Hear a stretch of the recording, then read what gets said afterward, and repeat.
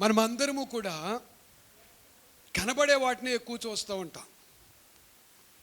మన కనబడని దేవుని కార్యాలు ఎన్నో ఉన్నాయి. అవి కూడా మన జ్ఞానముతో చూడాలి. మరి మన మధ్య నుండి మన కంటికి కనబడకపోయినా త్రిత్వదేవుడిగా ఈరోజు పరలోకమంతటితో మన మధ్య నుండి మనందరిని ఇలా నడిపిస్తూ ఉన్న ఆయనకి మహిమ కలుగునుగాక. ఏకీభవించిన మనకు ఆయన ఆశీర్వాదం ఇచ్చి ఆశీర్వదించునుగాక. వచ్చిన మనందరము మార్పు చెంది వెళ్ళాలి. వచ్చిన మనందరము మార్పు చెంది వెళ్ళాలి. దానికి ఉదాహరణ ఏంటంటే, హాస్పిటల్కి వెళ్ళిన పేషెంటు ఎలా వెళితే అలాగే వస్తాడనుకుంటారు ఎవరన్నా? ఏమనుకుంటాం? మార్పు చెందాలి. అలాగే ఇక్కడికి వచ్చిన మనము మార్పు చెంది వెళ్ళాలి. ఇక నుంచి నేను మార్పు చెంది బ్రతుకుతాను. ఏం చెంది? మార్పు చెంది బ్రతుకుతాను. ఇదే క్రొత్త బ్రతుకు. ఆ క్రొత్తగా మార్చగలిగిన వాడే దేవుడు. ఆ మనసును ఇవ్వగలిగిన వాడే దేవుడు. నేను అంటున్నాను, ఇప్పటికి కూడా మనలో ఉన్న చెడ్డ అలవాట్లు ఏ మనిషి మార్చలేడుగాక. ఒక్క దేవుడే ఆ మంచి మనసు ఇచ్చి మార్చునుగాక. వాక్యం చదువుకుందాం. ఆదికాండము 2వ అధ్యాయము 7-8 వచనాలు. దేవుడైన యెహోవా నేలమంటితో నరుని నిర్మించి వాని నాసికారంధ్రములలో జీవవాయువును ఊదగా నరుడు జీవాత్మ ఆయను. చాలు. రెండో మాట 3వ అధ్యాయము 8-9 వచనాలు. చల్లపూటను ఆదామును అతని భార్యయు తోటలో సంచరించుచున్న దేవుడైన యెహోవా స్వరమును విని దేవుడైన యెహోవా ఎదుటికి రాకుండా తోట చెట్ల మధ్యను దాగుకొనగా దేవుడైన యెహోవా ఆదామును పిలిచి, నీవు ఎక్కడ ఉన్నావనెను. ప్రార్థన చేసుకుందాం.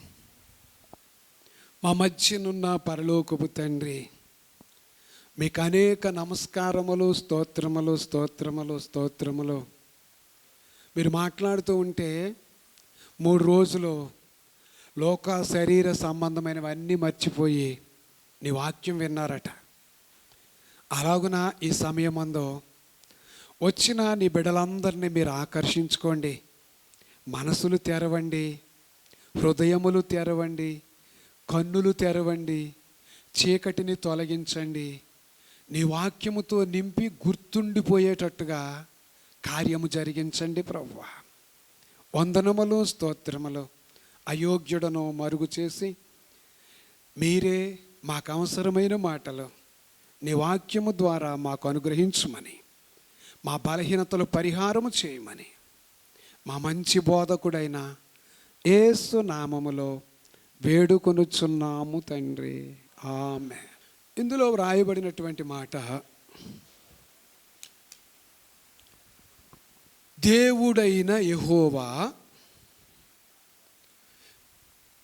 ఒక మానవ రూపమును చేసి అందులో తన జీవాత్మను ఉంచగా మనిషి దేవుని కుమారుడు అయ్యాడు, లేక దేవుని వలన సృష్టింపబడిన మనిషి అయ్యాడు.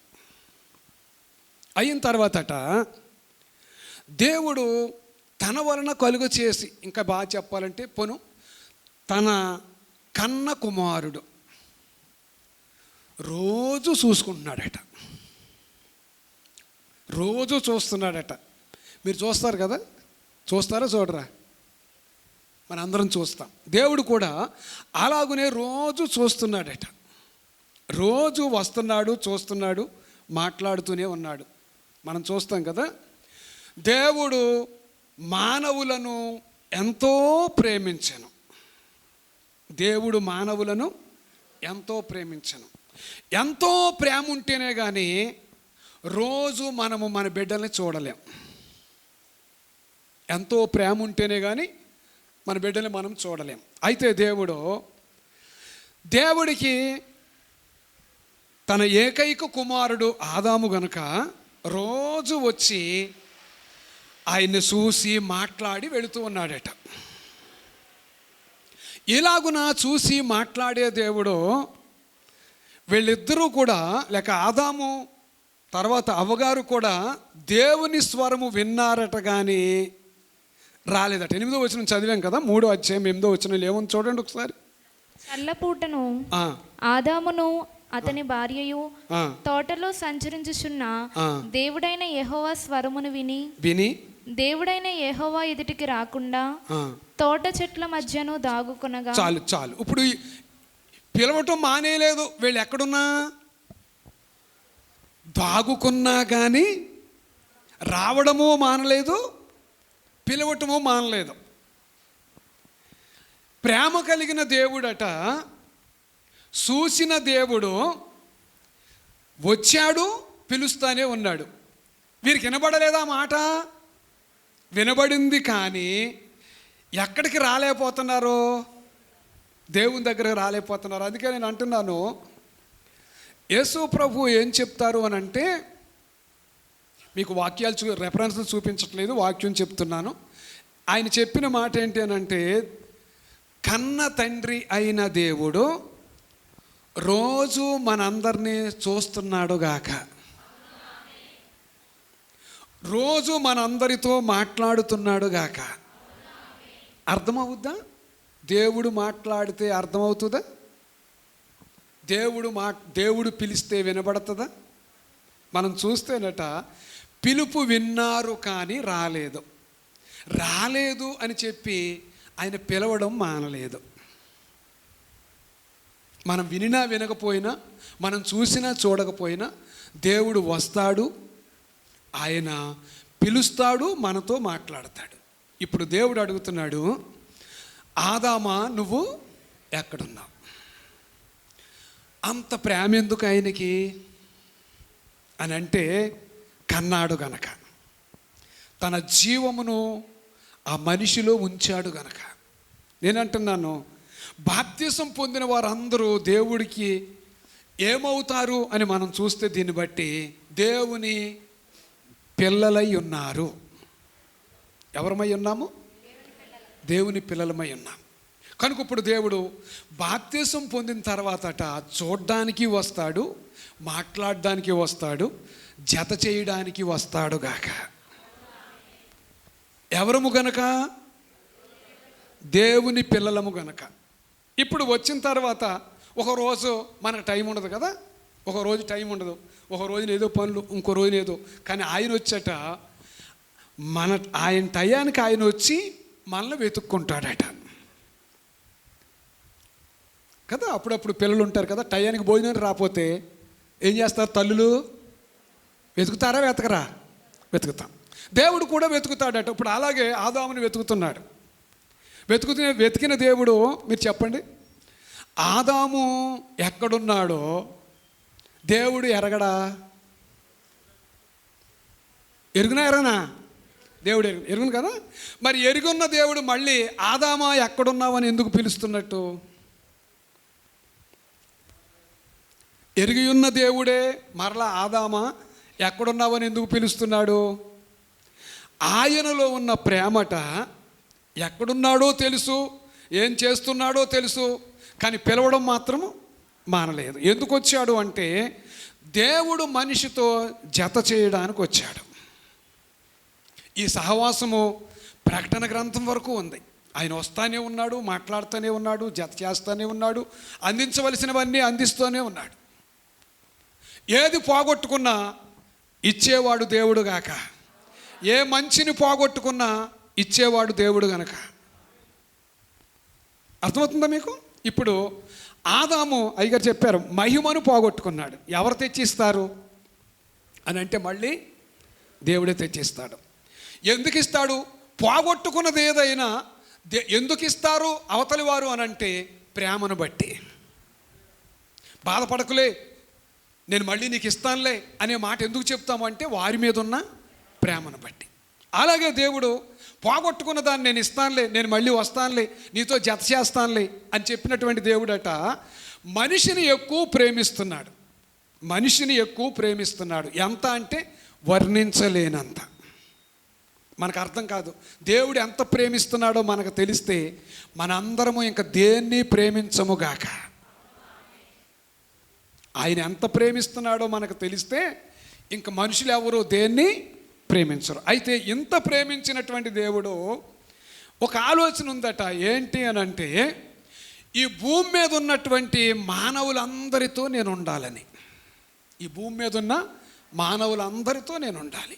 అదే మాట మనం చూసినప్పుడు ఈ ఆదికాండము ఈ 3వ అధ్యాయంలో చదివిన వాక్యమును బట్టి, ఇక యేసు ప్రభు వచ్చిన తర్వాత కూడా ఆయన వెళ్ళిపోతూ కూడా చెప్పిన మాట ఏంటి అని అంటే, మత్తయి శుభవార్త 28వ అధ్యాయము 20వ వచనం. నేను మీకు ఏ ఏ సంగతులను ఆజ్ఞాపించుతునో వాటినన్నిటిని గైకొనవలెనని వారికి బోధించుడి. ఇదిగో నేను యుగ సమాప్తి వరకు సదాకాలము మీతో కూడా ఉన్నానని వారితో చెప్పాను. ఇప్పుడు చాలా మంది మనం అసలు దేవుడు ఉంటే కష్టాలు ఉంటాయా, దేవుడు ఉంటే బాధలు ఉంటాయా, దేవుడు ఉంటే శ్రమలు ఉంటాయా అంటాం కదా. ఈ వాక్యాన్ని బట్టి చెప్పండి, ఉన్నాడా లేడా? అమ్మా అందరూ చెప్పండి. ఇది ఎప్పుడు మీకు గుర్తుండాలి. ఎంత కష్టం ఉన్నా దేవుడు నాతో ఉన్నాడు. మాటలు రావట్లేదు వీళ్ళకి, అనుమానంగానే ఉంది కదా. బాధలు ఎక్కువైనా దేవుడు నాతోనే ఉన్నాడు, రోగం ఎక్కువైనా దేవుడు నాతోనే ఉన్నాడు. నేను చెప్పట్లేదు ఆ మాట, మీరు చెప్పండి. పోనీ వాక్యాన్ని బట్టి చెప్పండి. సదాకాలము ఎవరు? దేవుడనే ఆయన ప్రతి మనిషితోనూ ఉన్నాడు. చెప్పినటువంటి ఆయన మాట తప్పే దేవుడు కాదు. చెప్పిన దేవుడు మాట తప్పేవాడు కాదు. ప్రతి మనిషితోనూ ఉండే దేవుడు. ఈ ఉన్నటువంటి ఆయన్ని ఉంచుకుని చేర్చుకునే వారం ఎంతమంది? దేవుడిని నమ్మాం కానీ దేవుడు అంటే కొందరికి ఇష్టం ఉండదు. దేవుడిని నమ్మాం కానీ బాప్తిసం పొందాం కానీ దేవుడు అంటే కొందరికి ఇష్టం ఉండదు. ఎందుకు?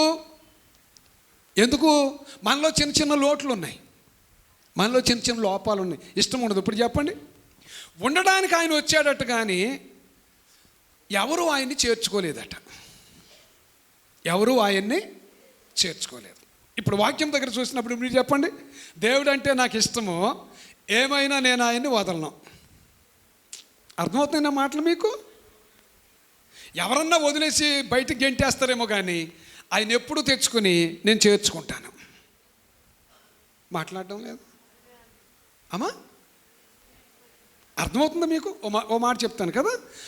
కష్టపెట్టే మనుషులు ఉన్నారు, సుఖపెట్టే మనుషులు ఉన్నారు. సుఖపెట్టినప్పుడేమో బాగానే ఉంటుంది కానీ కష్టపెట్టినప్పుడు ఏమంటాం?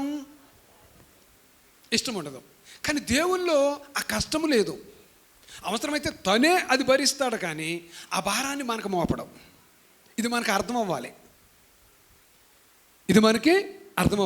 భారం ఎవరు భరిస్తారు అంటే ఆయన భరిస్తాడట, మనకి నెమ్మదినిస్తాడట. అందుకు ఇప్పుడు దేవుడిని ఎందుకు మనం కోరుకోవాలి అని మనం ఆలోచన చేస్తే, ఆయన ఉపకారము చేసే దేవుడు, అపకారము లేని దేవుడు. ఇప్పుడు ఉపకారం చేసేవాళ్ళు కావాలా మనకి, అపకారం చేసేవాళ్ళు కావాలంటే ఏమంటాం? అవునా? మరి మంచోళ్ళు కావాలా చెడ్డోళ్ళు కావాలంటే మంచోళ్ళు కావాలని కోరుకుంటాం. ఇప్పుడు దేవుడు ఎవరు అని అంటే అపకారము లేని దేవుడు, ఉపకారము చేసే దేవుడు. ఇప్పుడు ఎవరిని కోరుకోవాలి మనము అని అంటే ఆయన్నే కోరుకోవాలి. ఎవరిని? ఆ దేవుడు అనేవారిని కోరుకోవాలి. మీరు చెప్పండి, దేవుడు వచ్చి మన ఇంట్లో ఉంటే ఇల్లు ఎలా ఉంటుంది? దేవుడు వచ్చి శరీరంలో ఉంటే ఎలా ఉంటుంది? అమ్మా ఇందా చెప్పారు అయ్యగారు, వస్త్రం గొప్పదా ఆయన గొప్పోడా? మంచి అర్థమవుతున్నాయి కదా. నేను అంటున్నాను, ఇప్పుడు వస్త్రం కావాలనుకుంటామా ఆయన్నే కావాలనుకుంటామా? ఆయన్నే. అక్కడ మనం చూసాం ఒకసారి వాక్యం ఏంటి అని అంటే, మరియా మార్తలు ఇంటికి వస్తే మార్త ఆయనను చేర్చుకొనెను. ఏం చేశారట? మార్త ఆయనను చేర్చుకొనెను. నేను అంటున్నాను దేవుని పిల్లలారా, ఇక్కడ దేవుడు మనతో ఉండడానికి వచ్చాడో రేపు మనలను ఆయనతో ఉండటానికి తీసుకెళ్తాడు. ఎక్కడట? ఎక్కడ దేవుడు మనతో ఉండడానికి వచ్చాడో రేపు మనందరినీ అక్కడకు తీసుకెళ్తాడట.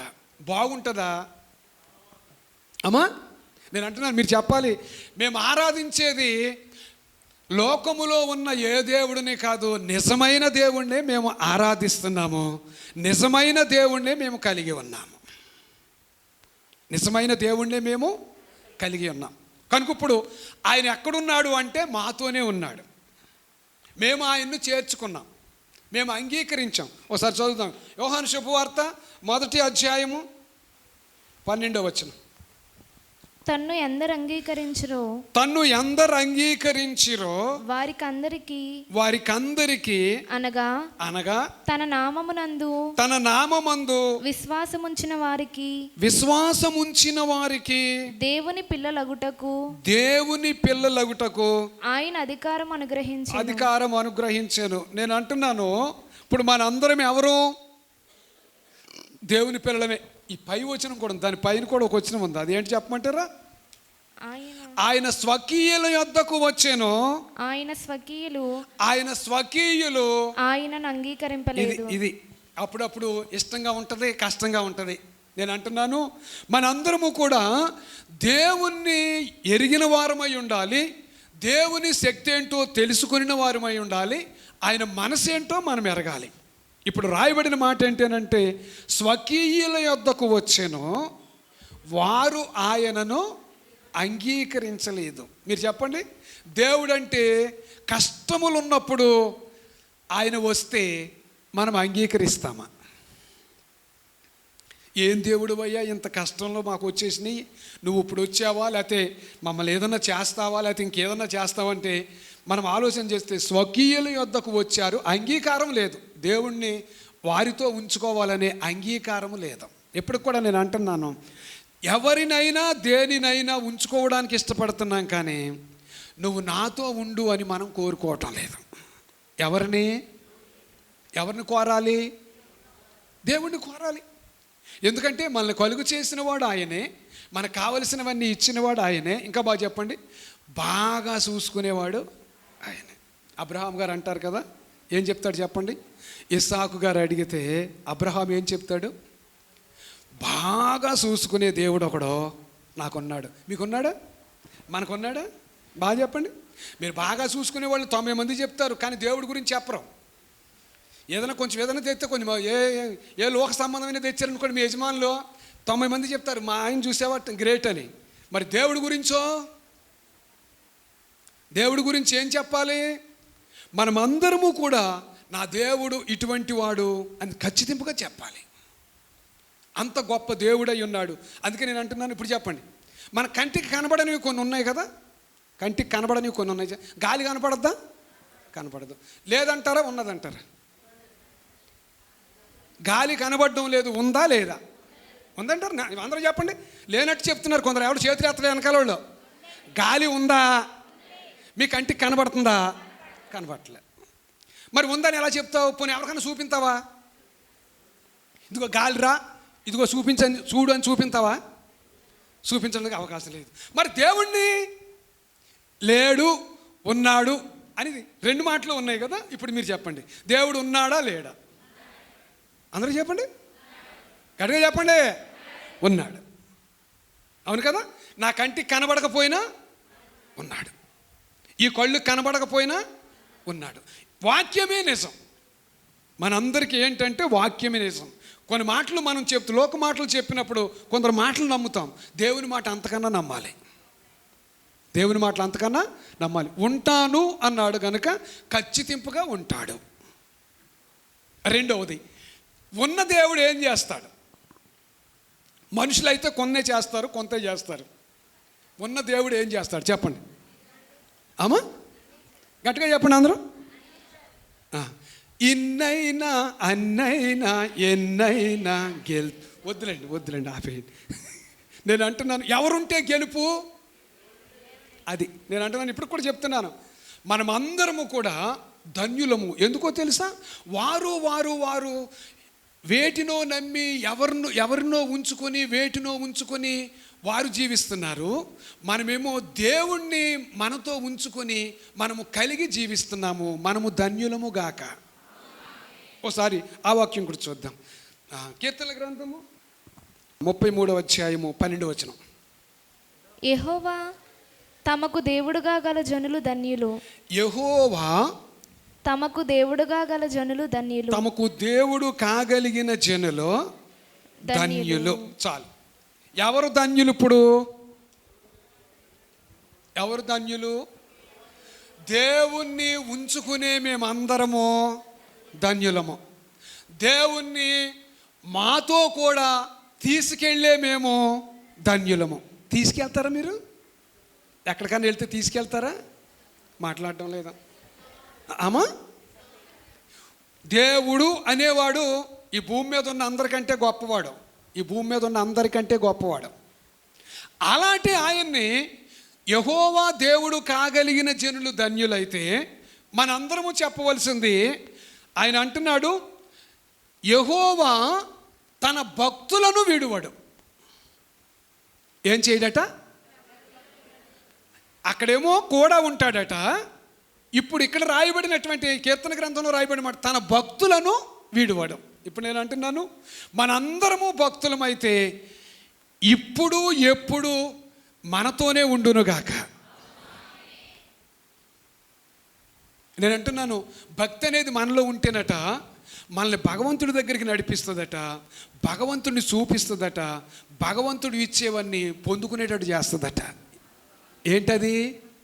భక్తి. అది మనము కలిగి ఉండాలి. ఇప్పుడు ఇక్కడ ఉన్నప్పుడు మనం ఆలోచన చేస్తే యేసు ప్రభువు అనే ఆయన ఈ లోకానికి వచ్చాడు. ఈ లోకములో మానవ రూపముతో ఉంటున్నాడు. ఈ ఉన్న ఆయన్ని ఎక్కడ మనము ఉంచుకోవాలి?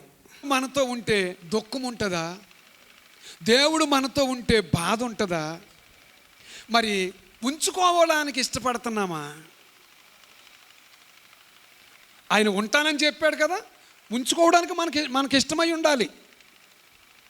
ఆయన ఉంటానని చెప్పొచ్చాడు, ఉంచుకోవడం మనకి ఇష్టమై ఉండాలి. నేను అంటున్నాను, కీర్తనల గ్రంథము 46వ అధ్యాయము 1వ వచనం. దేవుడు మనకు ఆశ్రయమును దుర్గమునై ఉన్నాడు. దేవుడు మనకు ఆశ్రయమును దుర్గమునై ఉన్నాడు. ఆపద కాలములో ఆయన నమ్ముకొనదగిన సహాయకుడు. ఆపద కాలములో నమ్ముకొనదగిన సహాయకుడు. నేను అంటున్నాను, ఆపద లేనప్పుడు ఒకవేళ బాగానే ఉంటామేమో, కానీ ఆపద వచ్చినప్పుడు, ఆపదలో దేవుడొక్కడే నమ్మదగిన సహాయకుడు. ఆపద వచ్చినప్పుడు ఎవరి దగ్గరకో వెళ్ళటం కాదు, కష్టాలు వచ్చినప్పుడు ఎవరి వైపో చూడడం కాదు. మేము ఆరాధించే దేవుడు యథార్థవంతుడు, మా కష్టముల నుండి విడిపించే దేవుడు. అవును, ఆమేన్. అంత విశ్వాసం మనకు ఉండాలి. ఇంకా మనం పరిశీలన చేస్తే దానియేలు గ్రంథము 3వ అధ్యాయము 15వ వచనం. బాకాను, పిల్లంగ్రోవిని, పెద్ద వీణను, సింఫోనియను, విపంచికను, సకల విధములకు వాద్యధ్వనులను మీరు విను సమయములో సాగిలపడి నేను చేయించిన ప్రతిమకు నమస్కరించుటకు సిద్ధముగా ఉండిన ఎడల సరే, మీరు నమస్కరింపని ఎడల తక్షణమే మండుచున్న వేడిమిగల అగ్నిగుండములో మీరు వేయబడుదురు. నా చేతిలో నుండి మిమ్మల్ని విడిపింపగల దేవుడు ఎక్కడనున్నాడు?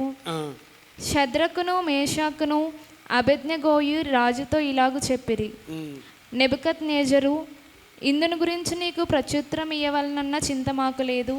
మేము సేవించుచున్న దేవుడు మండుచున్న వేడిమిగల ఈ అగ్నిగుండములో నుండి మమ్మను తప్పించి రక్షించుటకు సమర్థుడు. చాలా ఆపండి. నేను అంటున్నాను, ఇక్కడ మనం చూసినప్పుడు రాజు చెప్పే మాటకి దేవుణ్ణి పూర్తిగా నమ్మినటువంటి వారు చెప్పే మాటలకి ఇక్కడ మనం వ్యత్యాసం చూస్తున్నాం. రాజు అంటున్నాడు, అసలు నేను రాజుని, నా చేతిలో నుండి విడిపింపగలిగిన వారు ఈ భూమి మీద ఎక్కడ లేరని.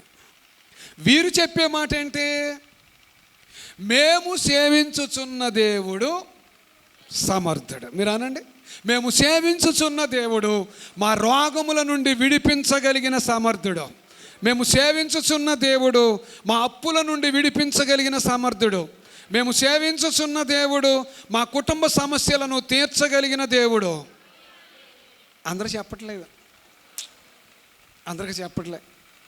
నేను అంటున్నాను, దేవుని పిల్లలారా, వాక్యమును బట్టి మనం చూసినప్పుడు మనందరము ఈ మాట చెప్పాలి. వారు ఏమంటున్నారు? మేము సేవించుచున్న దేవుడు. మీరు సేవించే దేవుడు నువ్వు పెట్టిన బొమ్మ కాదు. మేము సేవించుచున్న దేవుడు మమ్మల్ని రక్షించుటకు సమర్థుడు. దేని నుండి? నీవు సిద్ధం చేసిన ఈ అగ్నిగుండము నుండి. సమర్థుడేనా? ఇప్పుడు చెప్పండి, ఆ ముగ్గురు ప్రవక్తలు, ఆ ముగ్గురు భక్తిపరులు మంటల్లో పడి కాలిపోయారా, బ్రతికి బయటకు వచ్చారా? అమ్మా, ఇప్పుడు మీరేమంటారు? మీ శ్రమలో నుండి నేను కూడా వస్తాను, నేను కూడా సమర్థుడని నమ్ముతున్నా. ఎవరిని? దేవుడు సమర్థుడు. అప్పుడప్పుడు మనము అసమర్థుడు చేసి మాట్లాడుతూ ఉంటాం. ఇది ఎప్పటికీ రాకూడదు. ఇప్పుడే కాదు, ఈ శరీరాన్ని విడిచిపెట్టి వెళ్ళేదాకా తల్లకిందులైన కార్యాలు జరుగుతాయి, జరగకూడని కార్యాలు జరుగుతాయి. అయినా నువ్వు దేవుడివే, ఆయనే నిజమైన దేవుడు.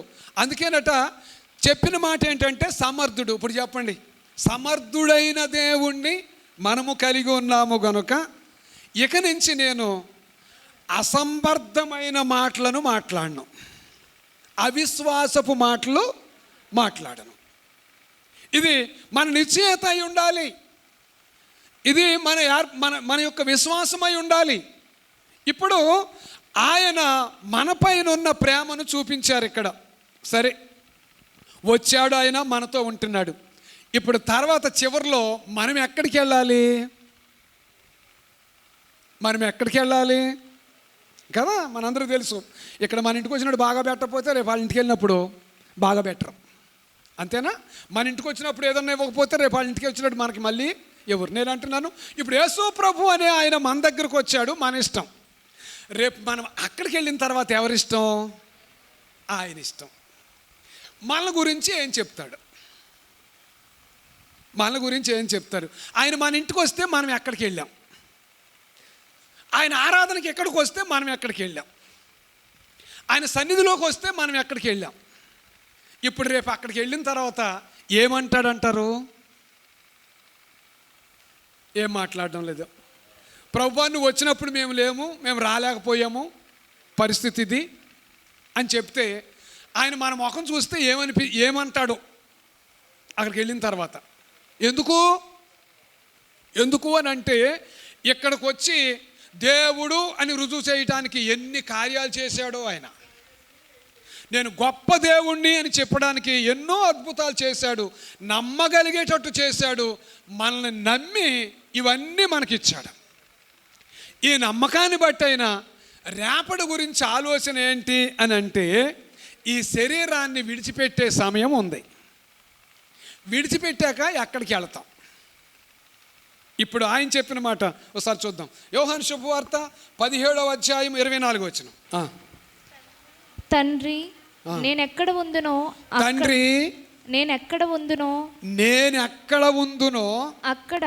అక్కడ నీవు నాకు అనుగ్రహించిన వారును నాతో కూడా ఉండవలెననియు నీవు నాకు అనుగ్రహించిన నా మహిమను వారు చూడవలెననియు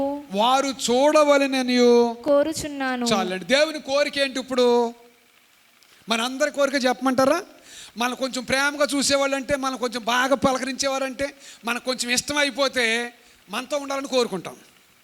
చెప్పట్లేదు ఎవరు? అర్థమవుతున్నా మాటలు? మీకు అర్థమవుతున్నాయా? మరి ఇప్పుడు ఆయన చెప్పే మాట ఏంటి?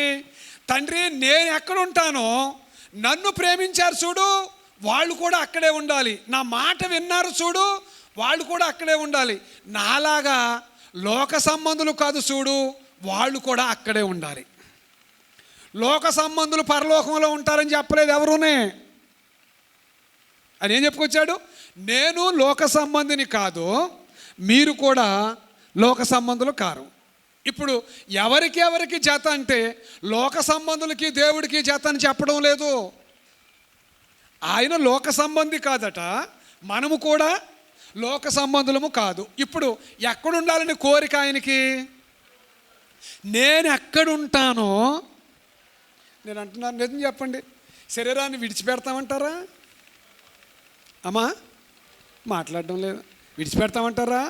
మన ముందెళ్ళిన వాళ్ళు చూస్తున్నారా? పోనీ ఎవరైనా శరీరాన్ని విడిచి వెళ్ళవలసిందే.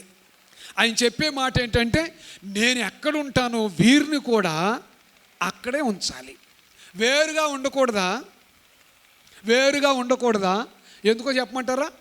ప్రాణం పెట్టేటంతగా ప్రేమించాడు గనుక కలిసే ఉండాలి. ఎవరితో? దేవునితో. మనమందరము కూడా, నేను అంటాను ఎప్పటికి కూడా, పనికిరానివన్నీ అంటే ఇష్టమే మనకి, కానీ పనికొచ్చే దేవుడు అంటే ఇష్టం ఉండదు.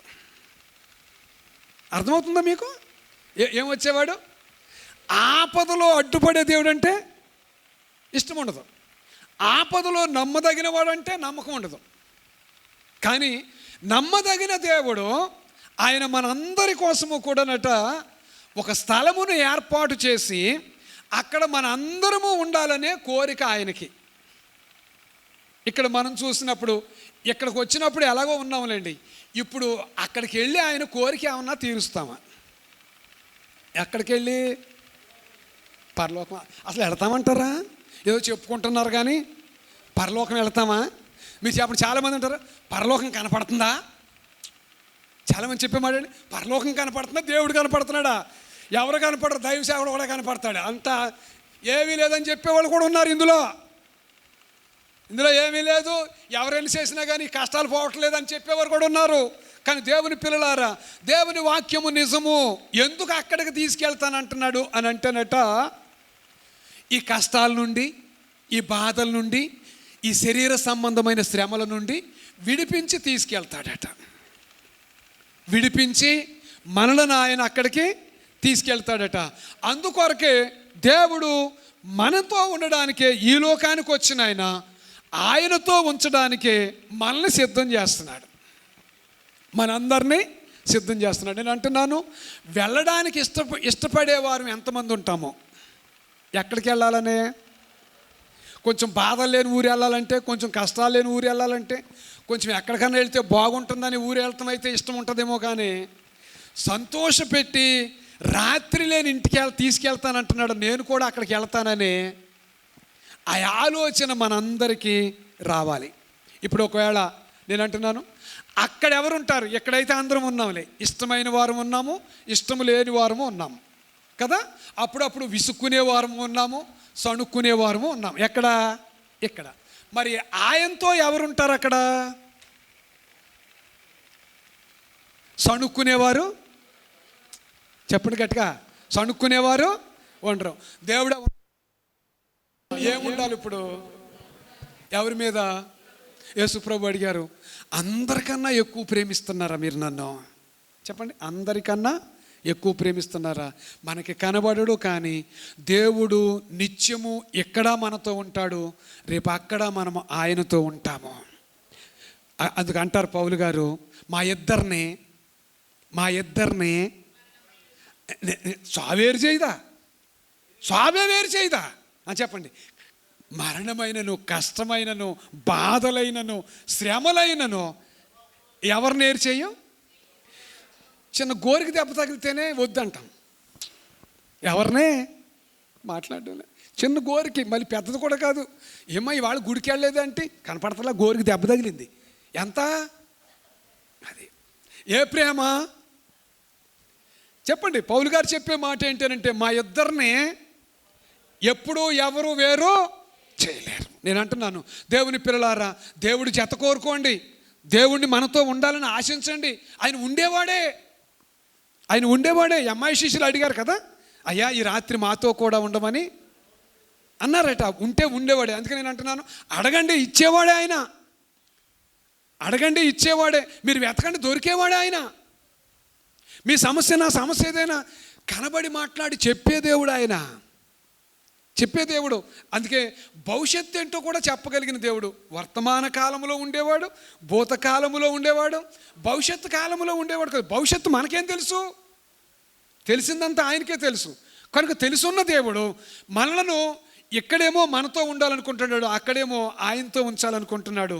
మీరు నేను అలాంటి ఆయన్ని కోరుకోవాలి. నేను అంటున్నాను, ఒక మాట చెప్పి ముగిచ్చేస్తాను మీకు కదా.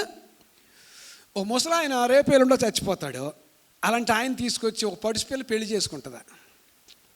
లేకపోతే ఒక ముసలావిడి రేపేళ్ళుండో చచ్చిపోద్ది, బాగా వృద్ధురాలు, ఒక యవ్వనుడు పెళ్లి చేసుకుంటాడా?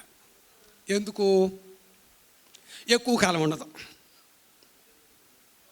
ఎక్కువ కాలం చేత బాగోవాలి కదా. చెప్పరే, పోయేవారు అక్కర్లేదు ఎవరికి, మనతో పాటు కలిసి ఉండేవారే కావాలి. మనకన్నా కొంచెం ఎక్కువ కాలం బ్రతికేవారే కావాలి. చెప్పండి, ఇప్పుడు కోరుకోండి. మనకన్నా ఎక్కువ జీవించగలిగిన దేవుడు ఒక్కడు మాత్రమే. అందుకే మనందరము ఆయన్ని కోరుకోవాలి. వీళ్ళందరూ ఎప్పుడొకప్పుడు వదిలిపోతారు, కానీ ఆయన ఎప్పుడు మన చెయ్యి పట్టుకుని నడిపించే దేవుడు. అలాంటి గొప్ప స్థితికి మనము సిద్ధపడాలి. అర్థమైంది కదా నా మాట? అర్థమైందా? ఎవరిని కోరుకోవాలి? ఎవరినమ్మా? నిత్యము నాతో ఉండే దేవుడు, నిత్యము నన్ను తనతో ఉంచే దేవుడు. మా ఇద్దరిని ఎవరో ఈ లోకములో కానీ పరలోకములో కానీ వేరెవరో చేయలేరు. ఇంకా మనం పరిశీలన చేస్తే ఈయన అధికారము కలిగిన దేవుడు. ఏం కలిగిన దేవుడు? అధికారము కలిగిన దేవుడు. ఆయన అధికారాన్ని మనకు కూడా ఇస్తాడు, మనకు కూడా ఇస్తాడట. ఏంటి అధికారం అంటే? ఆయన అంటున్నాడు, రాజులకు రాజును, ప్రభువులకు ప్రభువును. అధికారము కలిగినటువంటి దేవుడు.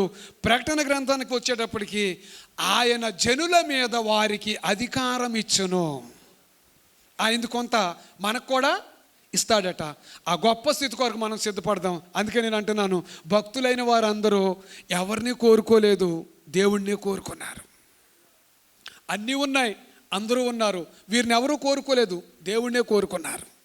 ఎందుకంటే దేవుడు నమ్మదగిన వాడు, నిత్యుడగు తండ్రి, ఎప్పుడు ఉండేవాడు. కనుక ఆలోచన చేద్దాం. అందుకే ఎవరిని కాదనుకున్నా దేవుణ్ణి కోరుకుంటే మన బ్రతుకులు మార్పు చెందునుగాక, దుఃఖమంతా ఆయన తుడిచివేయునుగాక, ఓదార్పునిచ్చునుగాక. ఇక్కడికి వచ్చిన ఆయన ఇన్ని చేసిన ఆయన, రేపు మనం అక్కడికి వెళితే వీరు నన్ను ఎరుగుదురు, నేను ఒప్పుకుంటున్నానని మనందరి గురించి ఒప్పుకొని ఆయన ఉండో చోట్లో మనల్ని కూడా ఉంచునుగాక. ఈ గొప్ప స్త్రీత్వ దేవుడు అందరికీ ఇచ్చి నడిపించును. దయగలిగిన మా తండ్రి, ఈ వినబడిన మాటలన్నీ మా ఒక్కొక్కరి హృదయములో ముద్రించండి, భద్రము చేయండి ప్రభువా. ఇక్కడికి ఎందుకు వచ్చావు అంటే మమ్మల్ని ఎక్కువ ప్రేమించి, అక్కడ నీతో ఎందుకు ఉంచుతున్నావంటే ప్రాణం పెట్టేటంతగా ప్రేమించావు గనక. అందుకు వందనములు, స్తోత్రములు. మేమేం మనుషుల జత కోరుకుని మోసపోతున్నాం, లోక జత కోరుకుని మోసపోతున్నాం, పాపపు జత కోరుకుని మోసపోతున్నాం. వీటన్నిటి నుండి మమ్మల్ని విడిపించి నమ్మగలిగిన దేవుడవు, సమర్థత కలిగిన దేవుడవు, అన్ని కార్యములు చేయగలిగిన అధికారము కలిగిన దేవుడవు మేము గుర్తెరిగి, మేము అన్ని విషయాల్లో కూడా ఎక్కడ అక్కడ నిన్ను హత్తుకొని జీవించేటట్టుగా సహాయము చేయమని ఈ వినబడిన ప్రతి మాట మా ఒక్కొక్కరి హృదయములో భద్రపరచండి. మేమే నూరంతలుగా ఫలించేటట్టుగా చేయమని మా పక్షముగా అన్నీ చేసి పెట్టుచు ఉన్న యేసు నామములో వేడుకొనుచున్నాము తండ్రి. అవును ఆమేన్, అవును ఆమేన్, అవును ఆమేన్.